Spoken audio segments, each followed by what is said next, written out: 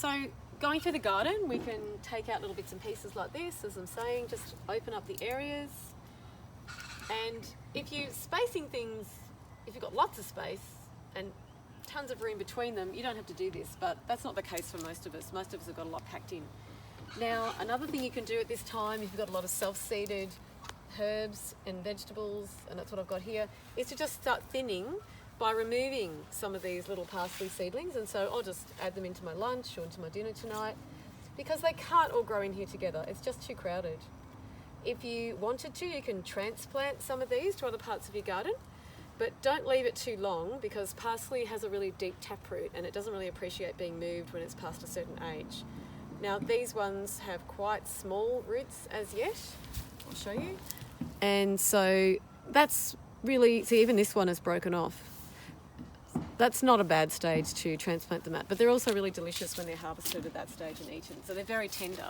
They're kind of at a stage that is just past sprouts and into microgreens, and then they're just that one step further. So they're really highly nutritious when they've got all the goodness of the seeds still packed into the plant. As we've mentioned before with the chickweed, you can just take little bits of chickweed out, and you can, all of this can just be cut up and added to a cooked green or to salads, depending on what you prefer. So you're just harvesting a bit of those edible, useful weeds to make sure that you've still got the root system in there. As mentioned with the chickweed video, you can also pull them out quite firmly and make sure you get rid of that root system if you don't want it.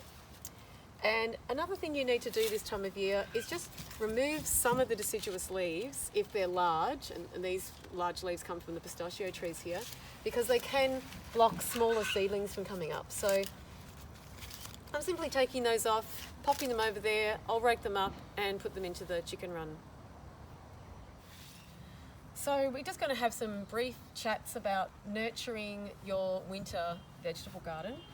Now, we've got quite a lot of things growing here. So I've got some kale, and this is a Russian kale, but there's many different kales you can plant that work really well in the colder months. They can be a bit slow growing now, but they'll go quite nicely through winter, and you can harvest a leaf here or there.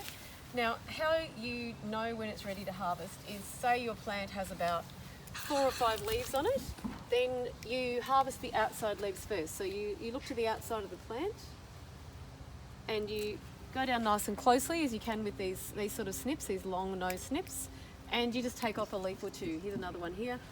And one thing I do in these densely packed types of gardens is, if there's a bit of an overlap of some plants, then I'll use my harvesting to open up the area of the garden and allow sun into different parts of it. So again, I'll take a little snip down there.